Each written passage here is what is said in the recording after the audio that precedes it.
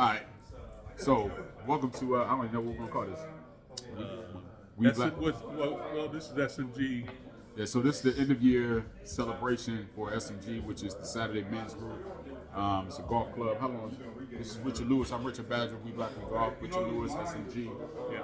And how long has SMG been around? Over 20 years. I think it's about 23 or 24 years we've been around. Over 20 years. And so I'm kind of a part-time member. Like I pay my dues and all that, but life be life in it, so I'm not always able to get out. So I probably get out with y'all once or twice a season. Yeah, and I'm retired, so all the golf that Richard can't play, I played for him too. I played 180 rounds last year. That's crazy. But the craziest part is he lives in Wisconsin, so we're in Milwaukee, Wisconsin. Right. And so to play 180 rounds, like if you live in the West Coast or in the South, that probably doesn't sound like a lot of rounds. But if you live in Wisconsin, that's extraordinary, like beyond belief. We don't start until April. Yeah. So if you figure from April through November is 7 months. So that's 210 possible days. Yeah. And I got 180 of me.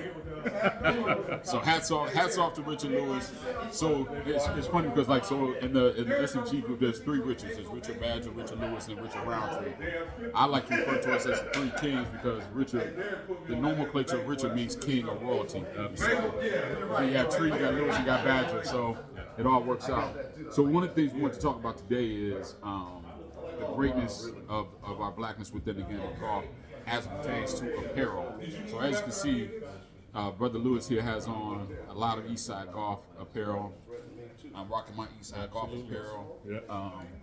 And I think we've made a conscious commitment Absolutely. to supporting black-owned golf brands so that, I guess my philosophy is, you can share yours, my philosophy is, if we don't support it, then who's going to support it, right? And so people oftentimes complain about the price point of black-owned golf brands, black and brown-owned golf brands, but I kind of just level it out to distribution. If there's no purchase power, then the distribution is always going to be a challenge. So the price point is always going to stay high. So we got to kind of flood that market and create the purchase power that they're looking for. Then the distribution comes down and they're able to lower their prices. That's kind of my thought process. Absolutely. And as you can see, they've grown, by leaps and bounds over the last 18 months. I mean, their marketing is through the roof. And once it's just like anything. I think the algorithm says if this person is buying a lot of items or he's going on our site, we're going to keep coming at him. So I get 10, 15 hits a day from Eastside Golf, and I love it because I'm seeing different professional athletes talk about it. I'm seeing just people and it's not just African Americans. Yep. I actually got approached the last time I was playing golf here in Wisconsin by a young man, and it was a Caucasian guy. He said, "I see you rocking out Eastside," and I said, "Yeah, what you know about Eastside?" He said, "Man, I got 4 or 5 items, man." And I thought that was really cool, Yeah. I was playing Rivermore Country Club, and one of the vendors there, a white woman, younger white woman, was familiar with Eastside, which that really tripped me out. Oh, absolutely. Because to have a young white woman be familiar with Eastside, and she wasn't even golfing, like I said, she was a vendor. So yeah, so they definitely, whoever the brand person is, like shouts out to Elijah Earl for Eastside Golf. But whoever y'all branding person is, they deserve a raise. Absolutely. They deserve a raise. They're doing a stellar job. So, out of curiosity, approximately how many pieces of Eastside do you own? This is we're just going to talk about Eastside because there are other brands out there, but today we're just going to talk about Eastside. I bought yesterday. I bought 5 more pieces yesterday. I think that puts me around 65, low 60s items. I might have everything from shoes to cardigans to jogging pants, sweatshirts, a lot of hats. Probably got 10 hats. So it's pretty cool. One other thing that happened to me, man, too, was I was at Nagawaki, which is in a traditionally Caucasian area in Milwaukee, and I was playing golf with some guys I just got matched up with, and there was an Adidas rep. He was a rep from Adidas, and I didn't know it. He had some really slick white golf shoes with the old school patent leather, like little fan that goes over the top of the shoe. I forget what it's called. And I commented on his shoes. He said, "I've been looking at your gear all day long, man." He said, "I've never heard of Eastside Golf." Really? And at the time, I didn't know he was an Adidas rep. And so I told him about the company's origin, how it started and everything. And then And then I said, well, those shoes you're wearing, man, I like Adidas too. What, what? He said, well, I'm the Adidas rep, so I get a pretty good discount on them. He said, would you mind if I take a picture of your outfit? I want to send it to my boss. He said, because this is obviously our new company. They automatically just think, Callaway, TaylorMade, Adidas. They never thought about a black company, and he still at that point didn't know it was a black company until I told him it was a black-owned company. Right. And but yeah, it was really cool, man. Because it's not just the fact that it's supporting a black company, but the quality of the merchandise Absolutely. is very good. The packaging when it comes in the mail to me is in those clear plastic bags that zip up or whatever. It's actually, they're doing it the right way. I totally agree. I know, like my wife, she kind of just gave up on, commenting on me purchasing stuff because, like I said early on, I mean it's a higher price point, but that higher price point is really based on distribution. But to the point of the quality is beyond reproach. Like everything from your t-shirt quality, sweatshirt, pants, shorts, all the quality is there. And I think also when you look at traditional golf apparel, it looks like traditional golf apparel. With Eastside, it has crossover appeal, so you can wear it on the course and definitely off the course, right, and still have a vibe.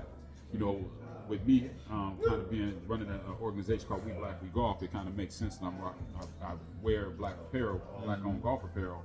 And so I also justify it to my wife that way too. Right. Hey, baby, I can't be be running We Black We Golf wearing predominantly white. Absolutely. So I try to defend myself the best way I can, but I ain't got no job. I can't justify mine. Except my wife, she likes it, so I ordered her a couple hats too. Now she said, "Give me a pink hat. Give me this," because she's an AK. So. I did that too. I actually bought my wife some.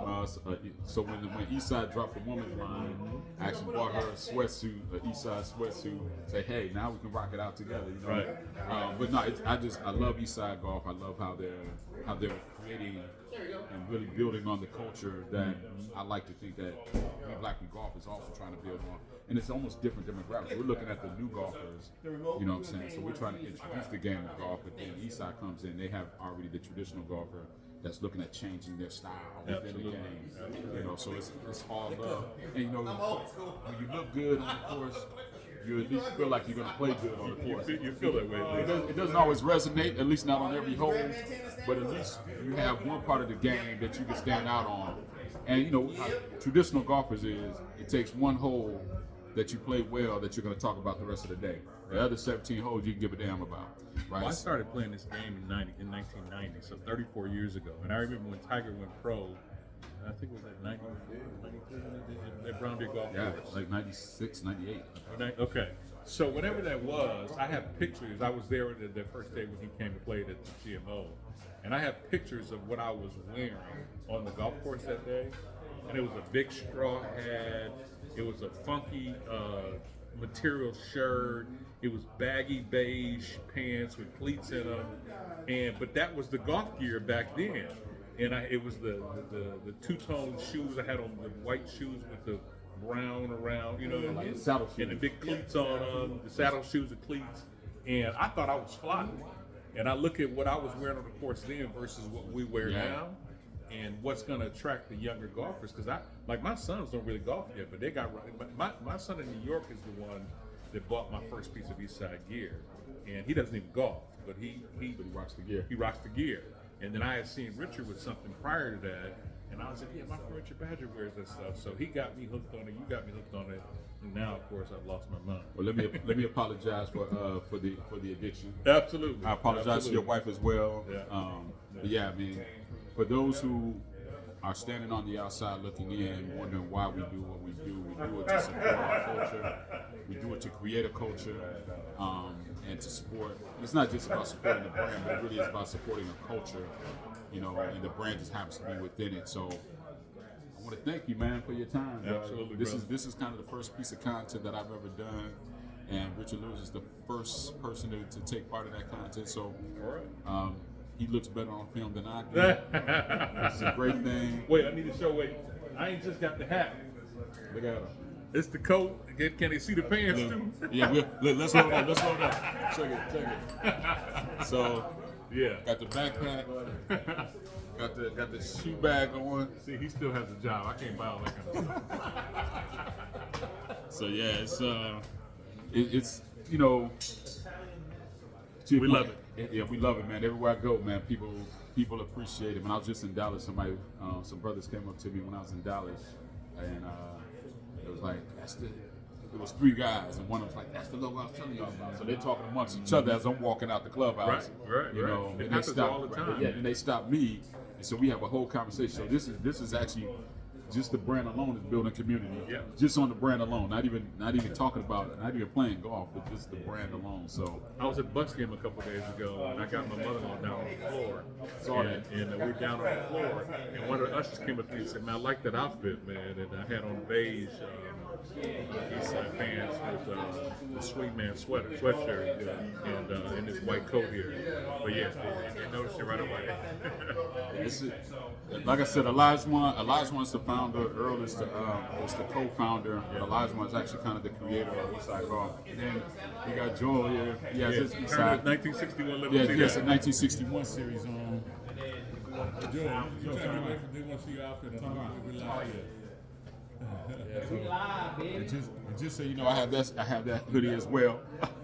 And so what happened is Eastside had a big sale about a month or 2 ago, and I sent a text out to all my friends, said, "Hey man, I know y'all been asking about my Eastside gear. Now's the time to buy it." Absolutely. So Joel went on that first day and spent $230 that first day. Never buying Eastside. So, yeah. I'm not gonna say how much money I've spent on it, you and I both. because I want to keep home happy. You and I both could have a small car in our driveway. So yeah, we're gonna wrap it up, man. Eastside, keep up the great work. Absolutely. You know, you guys have a stellar product, and your delivery time is amazing as well. So your system is definitely working. And the packaging. Yeah, the packaging. I'm scared to go to bag. I got so many of them plastic bags at home. I just fold them up, put them inside the freezer. I got a thing this big full of probably 40 plastic bags. I started throwing. I probably should go away, but I started throwing the bags away, just because I had so many of them, man. But they're branded with that scripted Eastside Golf on the bag, and it's a vibe. So we're gonna tap out, man. We'll see you on the next series. We'll get this up and running, man. Happy holidays to you, Merry Christmas, Happy Kwanzaa, Happy New Year, and we look forward to next golf season. Hit them straight, fairways and greens. Peace.